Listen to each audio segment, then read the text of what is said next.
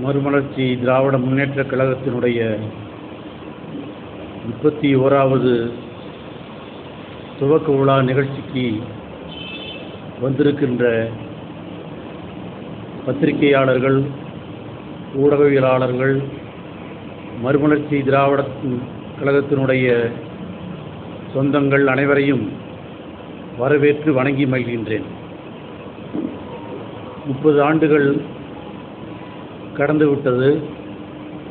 எத்தனையோ கட்சிகள் தமிழகத்திலே தோன்றிய வேகத்திலேயே அவைகளெல்லாம் மறைக்கப்பட்டும் போய்விட்டன. ஆனால் மறுமலர்ச்சி திராவிட முன்னேற்றக் கழகம் வீடு நடை போட்டு இன்றைக்கு மக்கள் மத்தியிலே வலம் வந்து கொண்டிருக்கிறது.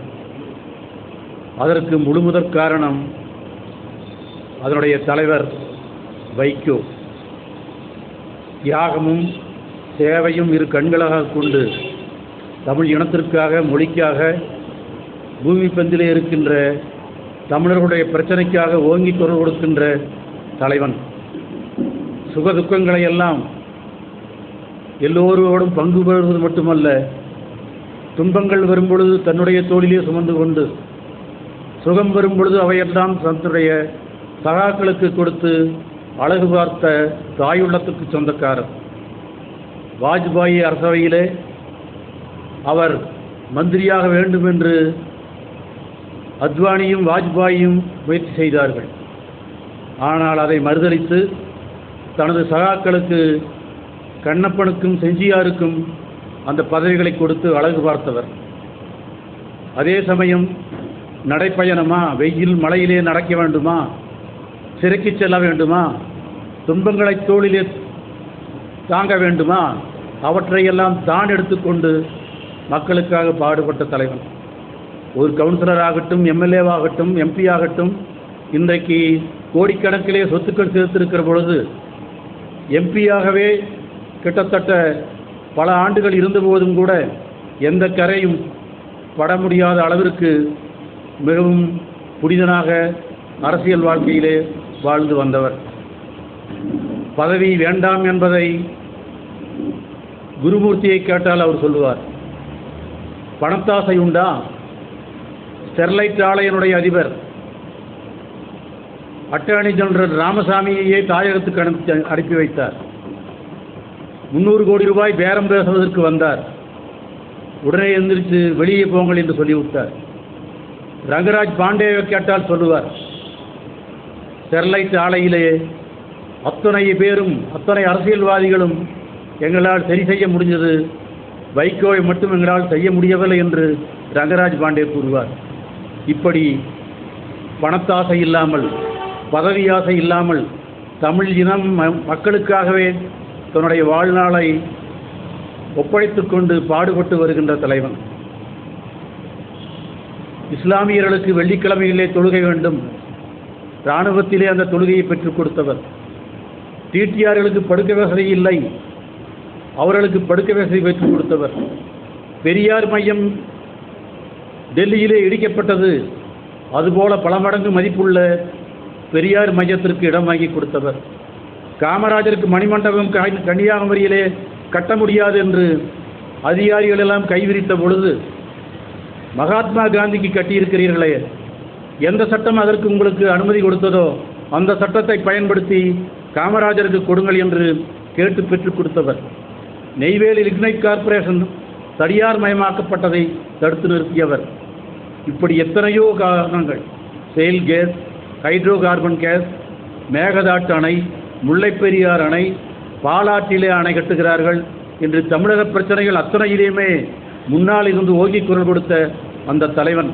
அதனால்தான் நாங்கள் இன்றைக்கு வீடு நடை போட்டுக்கொண்டு இன்றைக்கு அவருக்கு பின்னாலே உன்னை ஒழிய ஒருவரையும் நம்புகின்றேன், பின்னை ஒருவரையான் பின் செல்லேன் என்று வைகோவின் பின்னாலே நாங்கள் இன்றைக்கு இருந்திருக்கின்றோம். எங்களது 31வது ஆண்டு விழா இன்றைக்கு துவங்குகின்றது. வந்திருக்கின்ற பத்திரிகையாளர்களே, ஊடகவியலாளர்களே, எங்களை வாழ்த்துங்கள். தமிழகம் நலமாக இருப்பதற்கு, தமிழினம் வாழ்வதற்கு, தமிழ் மொழி வாழ்வதற்கு எங்களை வாழ்த்துங்கள். தந்தை பெரியார் வாழ்த்துகின்றார், அண்ணா வாழ்த்துகின்றார், கலைஞர் வாழ்த்துகின்றார். தேசிய தலைவர் பிரபாகரன் வாழ்த்துகின்றார், நடுநிலையாளர்கள் வாழ்த்துகின்றார்கள். இப்படி வாழ்த்துகின்ற வாழ்த்துக்களோடு உங்களுடைய வாழ்த்துக்களையும் எங்களுக்கு கொடுங்கள். முத்துக்கு முத்தாக, சொத்துக்கு சொத்தாக, அண்ணன் தம்பி பிறந்து வந்தோம், பாசத்தோடு பிறந்து வந்தோம் என்று சொல்லுவது போல, ராஜாக்கள் மாளிகையும் காணாத சொந்தமடா, 4 கால் மண்டபம் போல் எங்களுடைய சொந்தமடா, ரோஜாக்கள் இதழ்கள் போல வாசமுள்ள கட்சியடா, 100 ஆண்டுகள் வாழ வைக்கும் எங்களது சொந்தமடா என்று மறுமலர்ச்சி தொண்டர்கள் ஒவ்வொருவரும் இன்றைக்கு குதூகலித்துக் கொண்டிருக்கின்றோம்.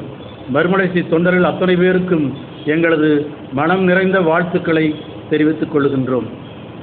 இந்த தருணத்திலே 2 நாட்களுக்கு முன்பாக எங்களது முன்னாள் அவைத்தலைவர் திரு துரைசாமி அவர்கள் ஒரு அறிக்கை விட்டிருக்கின்றார்கள்.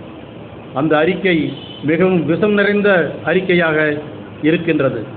எங்களுக்கு அவர் அவைத்தலைவராக இருந்தவர்தான். அதிலே 30 ஆண்டுகள் எங்களோடு பயணித்தவர். 4-5 ஆண்டுகள் பெரிய மனதோடு அவற்றிலே குற்றம் சொல்லவில்லை. மீதி ஆண்டுகளிலே நாங்கள் அணிமாறிவிட்டதாக, வைகோ அணிமாறிவிட்டதாக அவர் குற்றம் சாட்டுகிறார்.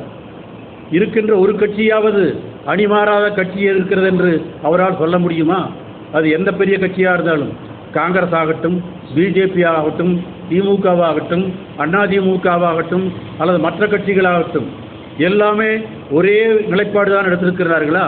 ஒரே கட்சிகளோடு தான் கூட்டணி வைத்திருக்கின்றார்களா? ஏன் இவர் எங்களை மட்டும் குற்றம் சாட்டுகின்றார்? அது மட்டுமல்ல, வைகோ தவறுகள் இழைத்து விட்டதாக கூறுகின்றார். என்ன தவறுகள் இழைத்து விட்டார்? அதை பட்டியலிடுங்கள். அணி மாறிவிட்டதாக கூறுகின்றார். எடுத்த முடிவுகள் தவறான முடிவுகள் என்றுகின்றார். முடிவுகளிலே தவறு இருக்கலாம், ஆனால் எந்த விதத்திலும் தமிழ் இனத்திற்காக, மொழிக்காக பாவத்தை நாங்கள் என்றைக்கும் நாங்கள் ஏற்படுத்தியவர்கள் அல்ல. we have not committed any sin. நாங்கள் தவறளித்திருக்கிறோம். ஏனென்றால் அப்பொழுது இருந்த தலைவருடைய பேச்சுகளை கேட்க வேண்டிய சூழ்நிலையிலே, பெரியவர்கள், வைகோவோட வயதிலே மூத்தவர்கள், அவருடைய பேச்சுக்களை எல்லாம் கேட்க வேண்டிய சூழ்நிலையிலே சில தவறுகான முடிவுகளை நாங்கள் எடுத்திருக்கின்றோம். ஆனால் எந்த காரணத்தை கொண்டும் எங்களது கொள்கையிலே சமரசம் என்றைக்கும் நாங்கள் செய்ததில்லை. என்றைக்கும் தமிழ் இனத்திற்கு, மொழிக்கு துரோகத்தை நாங்கள் செய்ததில்லை. ஆகவே எந்த காரணத்தை கொண்டும் நாங்கள் செய்ததில்லை. அவர் சென்ற தடவை சொன்னார், உதயசூரியன் நிலத்திலே நிற்கக்கூடாது என்று எம்பி எலெக்ஷனிலே கணேசமூர்த்திக்காக சொன்னார். அதுபோலவே 4 எம்எல்ஏக்கள் இன்றைக்கு இருக்கின்றார்களே, அவர்கள் எம்எல்ஏ எலெக்ஷன் நிற்கும்போது உதயசூரியனிலே நிற்கக்கூடாது என்று சொன்னவர் தான் இந்த துரைசாமி அவர்கள். ஆனால் இன்றைக்கு சொல்லுகிறார், உதயசூரியிலே சேர்ந்து விடுங்கள் என்று கூறுகின்றார். இவர் முடிவுகளை மாற்றவில்லையா? அன்றைக்கு ஒரு முடிவு, இன்றைக்கு ஒரு முடிவு என்று எடுக்கின்றார். நாங்கள் இன்றைக்கு ஏன் உதயசூரியிலே நிற்கவில்லை என்பதை தெள்ளத் தெளிவாக எங்களது தலைவர் சொல்லியிருக்கின்றார். Peoples representation act 29A section படி 6 ஆண்டுகளுக்கு ஒரு கட்சியானது அவர்களது தனிச்சின்னத்திலே நின்றாக வேண்டும். அப்படி நிற்காவிட்டால் பொலிட்டிக்கல் பார்ட்டி, அரசியல் கட்சி என்கின்ற அந்த அந்தஸ்து போய்விடும், ரெஜிஸ்டரிலிருந்து நீக்கி விடுவார்கள்.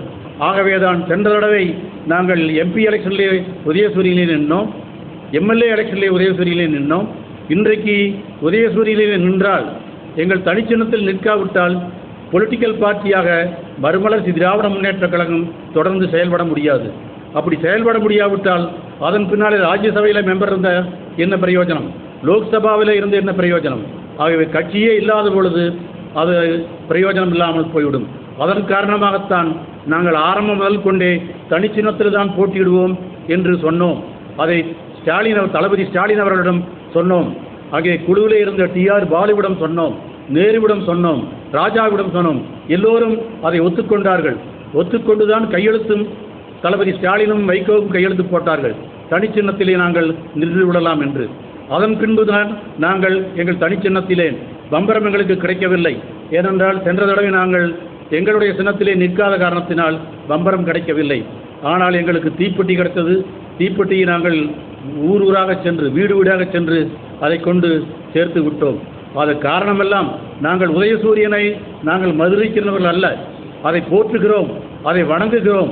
எங்கள் தலைவரே திமுகவில் இருக்கிறபோது உதயசூரியனே தானே நின்றிருக்கிறார். ஆகவே உதயசூரியனை நாங்கள் வணங்குகிறோம், மகிழ்ச்சியோடு ஏற்றுக்கொள்கிறோம். ஆனால் நாங்கள், எங்களுக்கென்று தனி கட்சி இருக்கிறது. தாயும் பிள்ளையும் ஆன போதிலும் வாயும் வயிறும் வேறடான்னு சொல்கிற மாதிரி எங்களுக்கு தனி கட்சி இருக்கிறது, தனி சின்னம் இருக்கிறது. அதில் தான் நாங்கள் போட்டியிட வேண்டும். பால் தண்ணியை விட உயர்ந்தது தான், ஆனால் மீன் பாலிலே வளர முடியாது. நாங்கள் அப்படி மீன் குஞ்சுக்காக எங்களுடைய தண்ணீரிலே தான், எங்களுடைய தனிச்சின்னத்தில் தான் நாங்கள் போட்டியிட வேண்டும். அந்த சூழ்நிலையில் தான் நாங்கள் சொன்னோம். அதை இன்றைக்கு இவர் குற்றச்சாட்டாக சொல்லுகிறார். இவருக்கு இன்றைக்கு குற்றச்சாட்டு சொல்வதற்கு இந்த துரைசாமி அவர்களுக்கு அருகதை உண்டா, திராணி உண்டா, தகுதி உண்டா என்றால் இல்லை. 2 ஆண்டுகளுக்கு முன்பே கட்சியை விட்டு வெளியே வந்தவர், கட்சியை விட்டு அப்புறப்படுத்தப்பட்டவர். அப்படிப்பட்டவருக்கு இன்றைக்கு எங்களை சொல்வதற்கு இவருக்கு எந்த விதமான யோகியதையும் தராதரமும் இல்லை. எதற்காக சொல்ல வேண்டும்? உண்மையிலேயே எங்கள் பேரில் இருக்கிற அக்கறை இருக்குதா இவர்களுக்கு? எங்களை அழிக்க வேண்டும் என்று நிற்கிறார். 6 ஆண்டுகளுக்குள் தனிச்சின்னத்தில் நிற்காவிட்டால் நாங்கள் அழிந்து விடுவோம் என்பது அவருக்கு தெரியும். தெரிந்தும் உதயசூரியிலே நிற்க வேண்டும் என்று சொல்லுகின்றார் என்றால் இவருடைய எண்ணம் என்ன? சாலமன் என்ற ஒரு அரசன் இருந்தான். அந்த அரசவைக்கு 2 பெண்கள் வந்தார்கள், ஒரு குழந்தை. அந்த குழந்தை என்னுடையதுதான் என்று இருவருமே போட்டி போட்டார்கள். அப்பொழுது சொன்னார் சாலமன், இந்த குழந்தையை சரியாக வெட்டி ஆளுக்கு பாதியாக கொடுத்து விடலாம் என்ற போது பெற்றவள் சொன்னால், ஐயையோ இல்லை, அது என்னுடைய குழந்தை இல்லை, அவளுக்கே கொடுத்து விடுங்கள் என்று சொன்னார். இன்னொருத்தி சொன்னால் அதை வெட்டியே கொடுத்து விடலாம் என்று சொன்னார். உடனே சாலமன் வெட்டியே கொடுத்து விடலாம் என்பதை உடனே சிறைக்கு அனுப்பி வைத்து, எந்த தாய் என்னுடைய குழந்தை இல்லை என்று சொன்னாலோ அவளுக்கு அந்த குழந்தையை கொடுத்தார். அப்படி யார் ஆக்குவதற்காக இருக்கிறார்களோ, யார் காப்பாற்றுவதற்காக இருக்கிறார்களோ அவர்களுக்குத்தான் அதை பற்றி சொல்லுவதற்கு உரிமை உண்டு. இவர் எங்களை அழிக்க நினைக்கின்ற துரைசாமி அவர்கள் துரைத்தனம் செய்ய நினைக்கின்றார். இன்றைக்கு தட்டாம்பிள்ளையாக இருக்கின்றார். பரமார்த்த குருவைப் போல இன்றைக்கு அவர் குருவாக இருக்க வேண்டும் என்று நினைக்கிறார். அப்படிப்பட்ட அவர்களுக்கு நான் எங்களுடைய சார்பிலே வேண்டுகோளாக வைக்கிறோம். நாங்கள் அவரிடம் கேட்பதெல்லாம், இனிமேற்கொண்டாவது தயவு செய்து மறுமலர்ச்சி திராவிட முன்னேற்றக் கழகத்தினுடைய எந்த நிகழ்ச்சிகளிலோ எந்த விதமான உங்களுடைய ஒப்பீனியன்களை கொடுக்காதீர்கள். தயவு செய்து மன்றாடி கேட்டுக்கொள்கிறோம். இதுவே உங்களுக்கு கடைசி தடவையாக இருக்கட்டும். எங்களுடைய தலைவன் ஏற்கனவே என்னுடைய தொண்டர்கள் எல்லாம் கொதித்த பொழுது கூட யாரும் அவர் வீட்டுக்கு செல்லக்கூடாது, யாரும் அங்கே கலாட்டா செய்யக்கூடாது என்று சொன்ன தலைவன் தான் எங்கள் தலைவன். ஒன்றென்ன இன்னா செய்யினும் அவர் செய்த ஒன்று நன்றுள்ள கெடும். எப்பொழுதோ அவர் நல்லது செய்திருக்கிறார், அதற்காக அவருக்கு கெடுதல் செய்யக்கூடாது என்ற பண்போடு வாழ்கின்ற எங்கள் தலைவன். ஆகவே இன்றைக்கு சொல்லுகின்றோம், இந்த பிறந்த நாளிலே நாங்கள் சொல்லுகிறோம், அவர்களிடம் கேட்டுக்கொள்கிறோம், இனிமேற்கொண்டு எங்கள் நிகழ்ச்சிகளிலே எங்களுடைய எந்த தொடர்புகளிலுமே உங்களுடைய ஒப்பீனியன்களை சொல்லாதீர்கள். சொல்லுவது நல்லதல்ல என்பதை சொல்லுகிறேன். எப்படிப்பட்டவர் இவர்? இன்றைக்கு ஈரோடு, கோயம்புத்தூர், நீலகிரி பஞ்சாலை தொழிலாளருடைய சங்கத்தில் இருக்கின்ற சொத்துக்களை எல்லாம் இன்றைக்கு அவற்றை துரைசாமி அறக்கட்டளை என்று ஒன்று ஆரம்பித்திருக்கிறார். ஏன் அதை கோவை, ஈரோடு, நீலகிரி பஞ்சாலை தொழிலாளர் சங்க அறக்கட்டளை என்று ஆரம்பிக்கவில்லை? ஏன் மறுமலர்ச்சி திராவிட முன்னேற்றக் கழக முன்னணியினுடைய அறக்கட்டளை என்று ஆரம்பிக்கவில்லை? எதற்காக துரைசாமி என்கின்ற பெயரிலே நீங்கள் ஆரம்பித்திருக்கிறீர்கள்? சுயநலம் நோக்கம் கொண்டவர்கள். வயதாக அவருடைய எண்ணங்களும் காழ்ப்புணர்ச்சியும் பொறாமையும் அதிகமாக இருக்கின்றது. இவர் தலைவராக வேண்டும் என்று நினைத்தார். இன்றைக்கு தலைமைக்கு இன்னொரு துறை வந்துவிட்டார். அதனால் அவருக்கு எரிச்சலாக இருக்கின்றது. இவருக்கு அந்த பதவி கிடைக்கவில்லையே என்ற ஆதங்கத்திலே, ஆத்திரத்திலே இன்றைக்கு எதிர்த்து கொண்டிருக்கின்றார். ஆகவே அவரிடம் நாங்கள் கேட்பதெல்லாம், இனிமேற்கொண்டு எங்களுடைய செயல்பாடுகளிலே தலையிடாதீர்கள், அது நல்லதல்ல என்பதை மட்டும் அவருக்கு இந்த எங்களுடைய பிறந்த நாளிலே அவரை வேண்டுதலாக வைத்துக்கொண்டு சொல்லுகிறோம். உங்களுடைய ஆசிகளோடு, நடுநிலையாளர்களுடைய ஆசிகளோடு எங்களுடைய பயணம் தொடரும். அல்லும் பகலும் அடைந்து வந்தேன், எங்கள் ஆழி இரவனை காண வந்தேன், நில்லும் எனக்கு இனி நேரம் இல்லை, இன்னும் நீண்ட வழி போக வேண்டும் அம்மா என்று கவிமணி கூறியது போல எங்களுடைய பயணங்கள் தொடரும். நடுநிலையோடு பயணங்கள் தொடரும். தமிழ் இனத்திற்காக, மொழிக்காக எங்கள் வாழ்க்கையை அர்ப்பணித்து கொண்டு வைகோவின் கரம் பற்றி அவர் காட்டிய பாதையிலே எங்களுடைய பயணத்தை தொடருவோம். அதன் பின்பாக துரை வைகோவின் கரம் பற்றி அவருடைய காட்டுதலிலே எங்கள் மறுமலர்ச்சி திராவிட முன்னேற்றக் கழகம் வீடு நடைபோடும். உங்களுடைய எல்லோருடைய ஆதரவும் வேண்டும் என்று கேட்டு இத்தோடு எல்லோருக்கும் நன்றி கூறி அமைகின்றேன். நன்றி, வணக்கம். சின்ன எங்களுக்கு இல்லை, இந்த வாட்டி இல்லை. ஏனென்றால் நாங்கள் லாஸ்ட் டைம் உதயசூரியனில் எம்பி எலெக்ஷன்லேயும் எம்எல்ஏ எலெக்ஷன்லேயும் நடந்ததுனால அந்த சின்னம் கொடுக்க முடியாதுன்னு சொல்லி எலெக்ஷன் கமிஷன் சொல்லிடுச்சு. அதனால் புது சின்னத்தில் தான் நாங்கள் போட்டியிருக்கிறோம். இப்போதைக்கு எங்கள் சின்னம் வந்து தீப்பெட்டி தான். அடுத்த வர தேர்தலில் நாங்கள் பொதுக்குழுவில் எல்லாம் முடிவு பண்ணி எது நல்லதுன்னு முயற்சி பண்ணி அதுக்கு தகுந்த மாதிரி எடுப்போம். இன்றைக்கி தீப்பெட்டி எல்லா இடங்கள்லையும் போய் சேர்ந்துருச்சு. ஏன்னா எல்லா வீட்டுகளுக்கும் தீப்பெட்டி வேணும். அது அதனால் நாங்கள் அதை இருக்கிறோம்.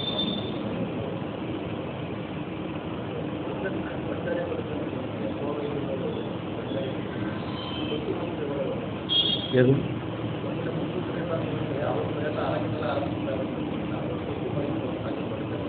இல்லை, அதை பற்றி விரிவாக நான் சொல்கிறதுக்கு இல்லை. அதில் சில பிரச்சனைகள் எல்லாம் இருக்குது.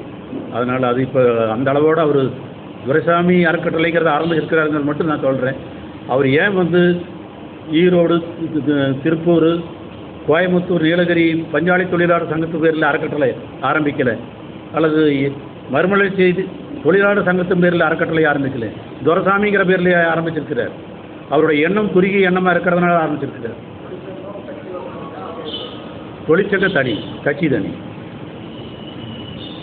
அன்றைக்கு பஞ்சாலை தொழிலாளர் சங்கத்துக்கு இடுக்கண் வரும்போது இங்கிருந்து நாங்கள் தான் மறுமலர்ச்சி திராவிட முன்னேற்ற கழகங்கள் எல்லா விதத்திலையும் உறுதுணையாக இருந்து அவளை காப்பாற்றி கொடுத்தது. கலைஞர்கிட்ட ஒரு வாரத்துக்குள்ளே அந்த சொத்துக்களை எல்லாம் கொண்டு வந்து ஒப்படைக்கணும்னு சொல்லி கலைஞர் துரைசாமிகிட்ட சொன்னார். அவர் அப்போ வந்தவர் தான். அதுக்கு பிறகு கலைஞரை மீட் பண்ணவே இல்லை. நாங்கள் கட்சி ஆரம்பித்தோம். அவருக்கு அது ஒரு நல்லதாக போச்சு. எங்ககிட்ட வந்துட்டார். எங்களுக்கு இதெல்லாம் தெரியாது, வைகோவுக்கு தெரியாது இந்த பிரச்சனைகளெல்லாம் இருக்குதுங்கிறது.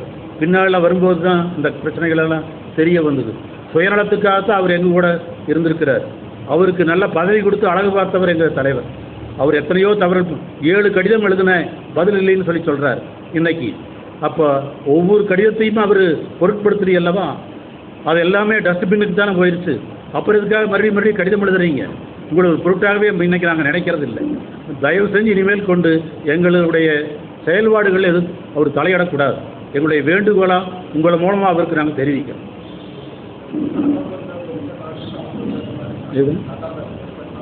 தொழிற்சங்கம் பஞ்சாலை தொழிலாளர் சங்கத்தில்